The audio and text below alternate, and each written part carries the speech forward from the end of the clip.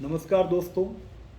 आज मैं आप सब लोगों को एक बहुत ही प्रासंगिक, समसामयिक और ज्वलंत विषय पर अपनी तरफ से संबोधित करने के लिए, अपनी तरफ से कुछ बताने के लिए उपस्थित हूँ। ये ऐसा कोई विषय नहीं है जिसके बारे में आप नहीं जानते, लेकिन इसकी प्रासंगिकता देश काल की सीमा से परे है। साथियों, मैं मानवाधिकार के मुद्दे पर चर्चा करना चाहूँगा। मानवाधिकार हैं क्या, ये सवाल उठता है। जैसा कि नाम से ही स्पष्ट है, मानवाधिकार अर्थात ऐसे अधिकार जो हमें मनुष्य मात्र होने के कारण प्रदत्त हैं, जो देश काल समय की सीमा से परे हैं, यानी कि जिन्हें हमें हर समय, हर देश में, हर परिस्थिति में प्राप्त हो, वह हमारे मानवाधिकार। मानवाधिकार अगर हम इतिहास में जाएंगे तो इसका इतिहास हम बहुत पुराने काल में जाने पर अपने देश में, अपनी देश की जो संस्कृति रही है उसमें इसकी जड़ें पाएंगे। संस्कृत के श्लोक अयम निजः परो वेति गणना लघुचेत शाम उदार चरिता नाम तु वसुधैव कुटुंबकम। पूरे पृथ्वी को अपना परिवार मानने की परिकल्पना हमारे वैदिक ऋषियों ने सहस्राब्दियों पूर्व की थी। तो सहस्राब्दियों पूर्व से ही इसका मतलब मानवाधिकार पूरी तरह से भारतीय संस्कृति में समादृत थे, समाहित थे और पूरी तरह से अपने स्तर पर मैं कहूँगा प्रयुक्त भी थे। उन्हीं मानवाधिकारों को जब हम आधुनिक परिस्थितियों में देखते हैं तो हम सभी जानते हैं कि मानव जाति के इतिहास में अंतर्राष्ट्रीय स्तर पर दो भीषण युद्ध हुए। इतिहास का छात्र होने के कारण उनके बारे में काफ़ी गहराई से मैं जानता हूँ। प्रथम विश्व युद्ध जो 1914 से लेकर 18 तक चला, फिर वर्साई की संधि से 1919 के आसपास समाप्ति तक, और उसके पश्चात दूसरा विश्व युद्ध जो 1939 से 1945 तक चला। और दूसरे विश्व युद्ध का भी बहुत दुखद अंत हिरोशिमा और नागासाकी पर अणुबम हमले और उससे उत्पन्न विभीषिका के साथ हुआ। तो इन दो विश्व युद्धों ने, जिनके दावानल ने संपूर्ण मानवता को असमय काल कवलित करने का खतरा उत्पन्न कर दिया था, जिसके दावानल के प्रभाव में लाखों लोग मारे गए थे, बेघर हो गए थे। उसके पश्चात संयुक्त राष्ट्र संघ के बैनर तले वैश्विक स्तर पर सभी राष्ट्रों ने एक नया प्रयास किया, और उसी कड़ी में हम जानते हैं कि सभी लोगों के, चूँकि मानवता इसके पहले दोनों विश्व युद्धों में कराह चुकी थी, तो सभी लोगों को मानव मात्र होने के कारण जो अधिकार प्रदत्त होने चाहिए उनको सूचीबद्ध करके 10 दिसंबर 1948 को संयुक्त राष्ट्र संघ ने मानवाधिकारों का चार्टर घोषित किया। मानवाधिकारों के इस चार्टर में 30 अनुच्छेद थे, जिनका अगर मैं मूलांश कहूँ तो मूल यही था कि मनुष्य मात्र होने के कारण जो 30 अधिकार हर अनुच्छेद में पृथक पृथक प्रदत्त किए गए, जो देश काल परिस्थिति से परे, देश काल की भौगोलिक सीमाओं से परे सभी मनुष्यों के लिए हर जगह लागू थे, उनको लागू किया गया। और उन्हीं को हमारे भारतीय संविधान में भी काफ़ी कुछ अंगीकार किया गया है, कुछ नए भी मानवाधिकार जोड़े गए हैं। जब हम मानवाधिकारों की परिभाषा को और ज़्यादा गहराई से देखते हैं तो हम देखते हैं कि बहुत स्पष्ट रूप से हमारे मानवाधिकार संरक्षण अधिनियम 1993 जो हमारे देश में मानवाधिकार की आयोग की स्थापना 1993 में उसके साथ लागू हुआ, उसमें परिभाषा दी गई है कि मानवाधिकार क्या है। बताया गया है कि मानवाधिकार से अभिप्राय व्यक्ति के जीवन, स्वतंत्रता, समानता एवं गरिमा से संबंधित उन अधिकारों से है जो संविधान द्वारा प्रत्याभूत हैं या अंतर्राष्ट्रीय करारों में सन्निहित हैं और हमारे देश में न्यायालयों द्वारा प्रवर्तनीय है। मतलब बहुत स्पष्ट है कि व्यक्ति के जीवन की स्वतंत्रता, समानता व गरिमा को संरक्षित करने वाले अधिकार मानवाधिकार हैं, चाहे वह हमारे संविधान में उनका उल्लेख है या अंतर्राष्ट्रीय करारों या संधियों में है, और जो हमारे देश में न्यायालय द्वारा प्राप्त कराए जा सकते हैं। प्रवर्तनीय का अर्थ है कि अगर हमारे मानवाधिकारों का कोई अतिक्रमण कर सकता है तो माननीय न्यायालय द्वारा हम वहाँ पर अपील कर वहाँ तक अपनी बात पहुँचाकर अपने उन अधिकारों की प्राप्ति कर सकते हैं। मानवाधिकारों के बारे में जैसा कि हमने पहले भी कहा कि ये ऐसे हकदार हैं, हम सभी लोग इनके प्रति, यानी प्रत्येक मनुष्य जो प्राणी मात्र होने के कारण इन मानवाधिकारों के प्रति हकदार है, वो हमारे अपने मनुष्य होने मात्र की प्रकृति में निहित हैं। यानी बाय डिफ़ॉल्ट हम मनुष्य हैं, इस कारण ये हमें प्राप्त हैं। किसी रीत रिवाज, परंपरा, कानून, राज्य शासक द्वारा ये प्रदत्त नहीं है। और सबसे बड़ी बात कि हमारे व्यक्तित्व का विकास मानवाधिकारों से जुड़ा हुआ है। यानी बिना मानवाधिकारों के कोई भी मानव अपने व्यक्तित्व का सर्वांगीण विकास नहीं कर सकता, और ये प्रत्येक मानव को बिना किसी भेदभाव के प्राप्त हैं, चाहे वो किसी भी जाति, लिंग, रंग, धर्म व भाषा से ही क्यों संबंध न रखता हो। और मानव की गरिमा भी मानवाधिकारों से जुड़ी हुई है, चाहे स्त्री हो या पुरुष, बालक हो, युद्धबंदी हो, अभियुक्त हो या कोई भी व्यक्ति क्यों न हो, मानवाधिकार सबको हर स्थिति में समान रूप से प्रदत्त है। हम सभी जानते हैं अनेक प्रकार के हमारे मानवाधिकार होते हैं। उनमें आर्थिक, सामाजिक, सांस्कृतिक, नागरिक बहुत सारे अधिकार हैं जो हमारे देश में हमें मूलाधिकारों के रूप में भी काफ़ी कुछ प्रदत्त हैं। अनुच्छेद 12 से लेकर 35 तक जो भारतीय संविधान में मूलाधिकार दिए गए हैं, वो काफ़ी कुछ हमारे मानवाधिकारों की भी श्रेणी को पूरी तरह से कवर करते हैं। कुछ मैं कहूँगा कि मानवाधिकारों का दायरा समय, देश, काल एवं परिस्थिति के साथ जैसे जैसे हम विकास के नए सोपान पर पहुंच रहे हैं, उनका दायरा विस्तृत होता जा रहा है। उसी कड़ी में आज की डेट में हम देखेंगे तो सूचना का अधिकार, पर्यावरण सुरक्षा का अधिकार, स्वच्छ पर्यावरण में जीने का अधिकार,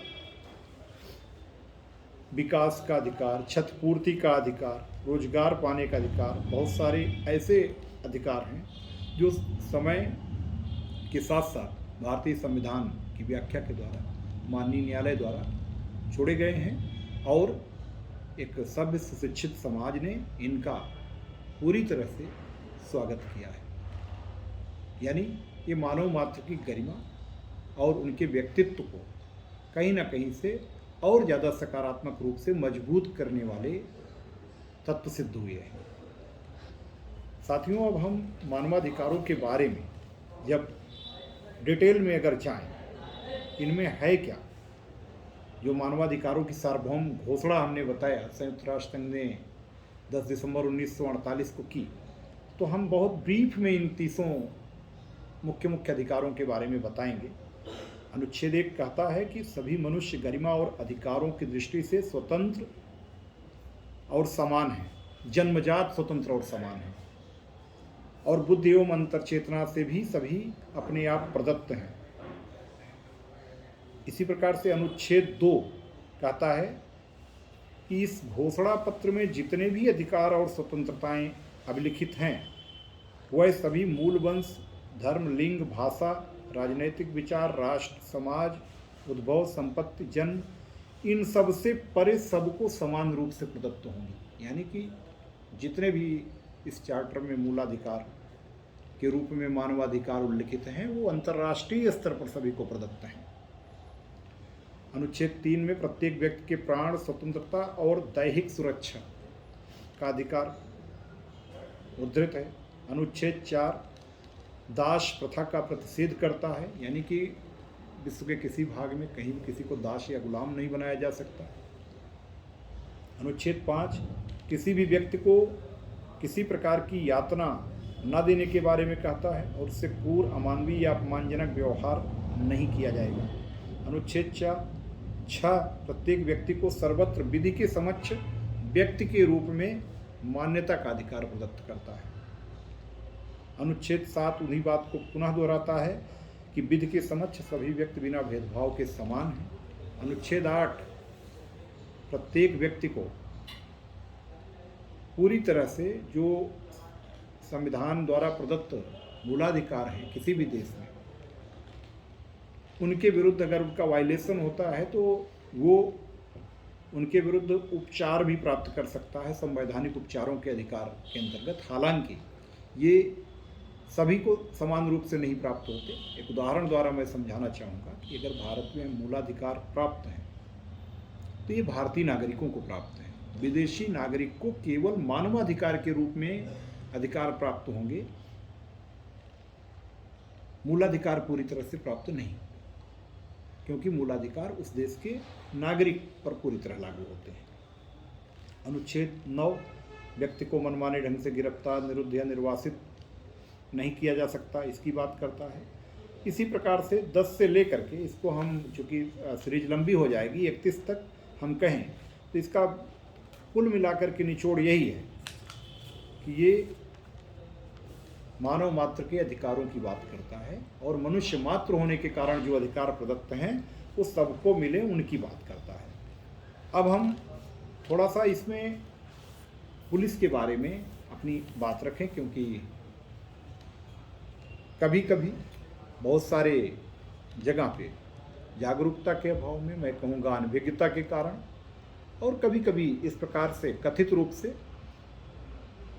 पुलिस के ऊपर मानवाधिकारों के अतिक्रमण के आरोप लगते हैं। यहाँ मैं ये स्पष्ट करना चाहूँगा कि मानवाधिकारों के बारे में सभी पुलिसकर्मियों को न केवल सम्यक प्रशिक्षण दिया जाता है, अपितु मानवाधिकारों के बारे में हमेशा जागरूक रहकर और उनका अनुपालन करने, उनको हमेशा आम नागरिकों के साथ,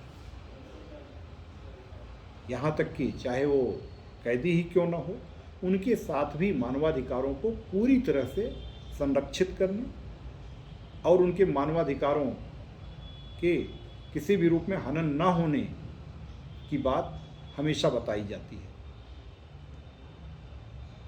मानवाधिकारों के बारे में मैं इतना अपनी तरफ से जोड़ना चाहूँगा कि कुछ ऐसे मानवाधिकार जो हर व्यक्ति को, इवन चाहे वह बंदी ही क्यों ना हो, पुलिस अभिरक्षा में भी क्यों ना लिया गया हो, उसको प्राप्त होते हैं, उनको हम अपनी तरफ से यहाँ पर ऐड करना चाहेंगे, बताना चाहेंगे कि थाने पर भी अगर कोई व्यक्ति आता है तो ये उसका राइट है, उसकी बात जो कहता है वो FIR पंजीकृत की जाती है। उचित धाराओं में पंजीकरण करने के पश्चात सबसे उल्लेखनीय बात है कि FIR की जो कॉपी है वो निःशुल्क थाना प्रभारी द्वारा जो वादी है, जो कंप्लेनेंट है, यानी आवेदक, शिकायतकर्ता या वादी जो हम कहें, उसको निःशुल्क उसकी कॉपी प्रदान की जाती है। इसके साथ ही साथ थाने पर लाए गए किसी व्यक्ति के साथ किसी प्रकार का अमानवीय व्यवहार या किसी प्रकार की शारीरिक प्रताड़ना ये निषिद्ध है, किसी भी रूप में विधि विरुद्ध है, ऐसा नहीं किया जाता। अगर कोई पुलिसकर्मी ऐसा करता है तो निश्चित रूप से उसके खिलाफ दंडात्मक विभागीय और विधिक कार्रवाई सुनिश्चित की जाती है। इसी प्रकार से अगर कोई व्यक्ति कभी भी पुलिस हिरासत में लिया जाता है, गिरफ्तार किया जाता है, तो उसे गिरफ्तारी का कारण बताया जाता है और गिरफ्तारी का कारण बताने के साथ साथ अपनी पसंद के विधि व्यवसायी से, यानी जिसको आप अधिवक्ता कहते हैं, एडवोकेट, वकील से परामर्श करने और उसके अपने प्रतिरक्षा के अधिकार से उसे किसी रूप में वंचित नहीं किया जाता। गिरफ्तार व्यक्ति को हर हाल में 24 घंटे के भीतर उस एरिया के, उस ज्यूरिसडिक्शन का जो एरिया है वहाँ के सक्षम न्यायालय में पेश किया जाता है। गिरफ्तार किए गए व्यक्ति को जब भी थाने में रखा जाता है तो जो मानवाधिकारों के अनुक्रम में भोजन, पानी सहित सुविधाएं हैं वो प्रदान की जाती हैं। इसी प्रकार से हथकड़ी के बारे में भी बहुत स्पष्ट निर्देश है कि थाने में जो भी व्यक्ति रोका जाता है, सामान्य स्थितियों में व्यक्ति को न्यायालय में पेश करते समय हथकड़ी नहीं लगाई जाती। लेकिन अगर कभी कोई ऐसा गंभीर अपराध का कैदी है जो अभ्यस्त अपराधी है, जिसके पुलिस अभिरक्षा से भागने के प्रयास का इतिहास है, तो ऐसे व्यक्ति को माननीय न्यायालय से, यानी जो संबंधित न्यायालय है, उससे आदेश प्राप्त करके हथकड़ी लगाई जाती है। ये अपवादात्मक स्थितियों में गंभीर कैदियों के साथ जिनका पहले भागने का प्रयास या भाग जाने का इतिहास रहा या उनके ऊपर इस प्रकार के प्रयास की संभावना करने का अंदेशा हो, और वो भी सक्षम न्यायालय की सहमति से ही ऐसा होता है। पुलिस रिमांड में जो व्यक्ति लिए जाते हैं उनका 48 घंटे में चिकित्सीय परीक्षण कराया जाता है।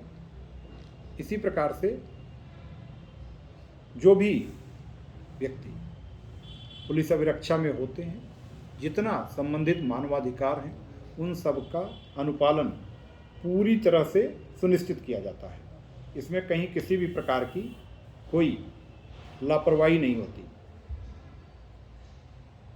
यहाँ तक कि जो जमानती अपराध हैं, जमानती अपराधों में थाने से जमानत किए जाने का भी प्रावधान हमारे अपने संविधान द्वारा प्रदत्त शक्तियों के अनुक्रम में विभागीय रूप में सुनिश्चित किया जाता है। इसी प्रकार से किसी भी महिला को थाने पर अकारण बुलाया या रोका नहीं जा सकता। सूर्यास्त के पश्चात, सूर्योदय के पूर्व अपवादात्मक स्थितियों को छोड़कर महिला की गिरफ्तारी या पूछताछ करने से निषेध का भी प्रावधान है। थाने पर पूछताछ के दौरान किसी से भी अभद्र या ऐसी भाषा या जिसको कहें कि मानसिक रूप से प्रताड़ित या शारीरिक रूप से प्रताड़ित करना, इससे पूरी तरह से बचने का, और अगर कोई ऐसा करता है उसके विरुद्ध विधिक कार्रवाई किए जाने का प्रावधान है। साथियों, ये सारे मैं जो तथ्य बता रहा हूँ, आप में से बहुत सारे लोग इससे सहमत नहीं भी होंगे। ये कहेंगे कि नहीं, पुलिस इनका अनुपालन नहीं करती। कुछ लोग कहेंगे करती है, कुछ लोग ऐसे भी हो सकते हैं जो कह रहे हो नहीं करते। मेरा मानना है कि आप सभी को, हम सभी को, हम पुलिस अधिकारियों, कर्मचारियों को भी और आपको भी इन्हें जानना चाहिए। जागरूकता ही सर्वश्रेष्ठ बचाव है। मैं पहले से भी कहता हूँ, अगर आप जागरूक हैं अपने अधिकारों के प्रति तो निश्चित रूप से आपको अधिकार प्रदत्त होंगे। किसी जगह अगर अधिकारों का वायलेशन होता है, आप जागरूक हैं, तो निश्चित रूप से वायलेशन करने वाला, चाहे पुलिस वाला हो या आम पब्लिक, उस पर कार्रवाई होती है। और साथ ही साथ मैं जोड़ना चाहूँगा कि अधिकारों के साथ साथ हमें अपने दायित्वों के प्रति भी जागरूक होना चाहिए, क्योंकि अधिकार और दायित्व, अधिकार और कर्तव्य, इनको आप एक ही गाड़ी के दो पहिए कह सकते हैं, एक रथ के दो पहिए कह लीजिए। एक भी पहिया अगर काम नहीं कर रहा है तो रथ नहीं चलेगा, चाहे जितना ही सजावटी क्यों न हो। मतलब बहुत स्पष्ट है इसका। मैं दूसरे शब्दों में समझाऊंगा तो शायद सरल भाषा में समझ में आएगा।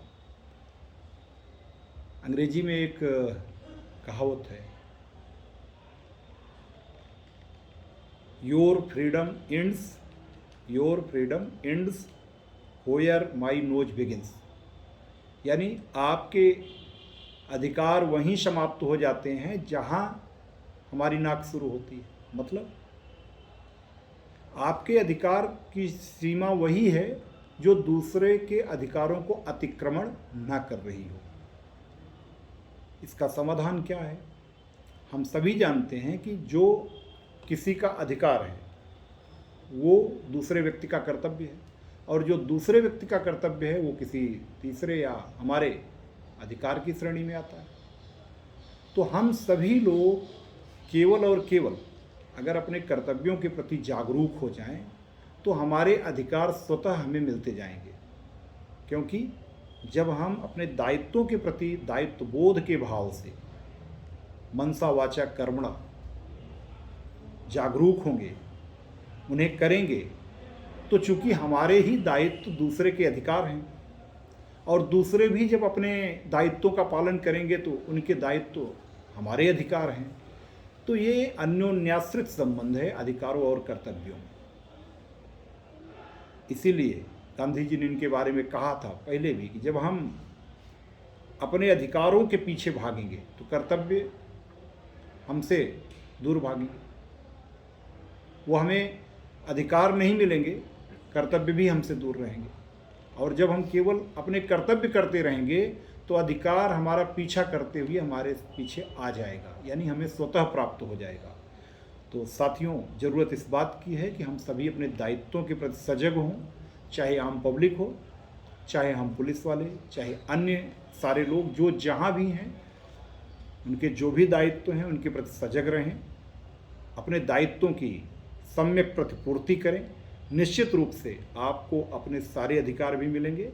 और मानवाधिकारों की बात जहाँ तक है तो मैं ये कहूँगा कि मानवाधिकार तो हमारे जीवन की प्राणवायु हैं, ऑक्सीजन है। उनके बिना जैसे हमारे शरीर का अस्तित्व नहीं है, वैसे मानवाधिकारों के बिना मानव का अस्तित्व बिल्कुल नहीं है। तो मानवाधिकारों का अनुपालन हम सभी लोग अवश्य करें। इस बात को हम सब लोग अपने मन में दृढ़ संकल्प लें। जरूरी नहीं कि मानवाधिकार का पालन केवल पुलिस के लिए ही जरूरी है, आम लोगों के लिए भी मानवाधिकारों का पालन उतना ही आवश्यक है जितना हम पुलिस वालों के लिए। इसलिए मैं कहूँगा कि अपने और दूसरे सभी के मानवाधिकारों के बारे में जागरूक भी हों और उनका सम्मान भी करें। आज बस इतना ही। आगे फिर कभी मैं इनके बारे में कुछ और विस्तार से बातें करूँगा। तब तक के लिए धन्यवाद। जय हिंद।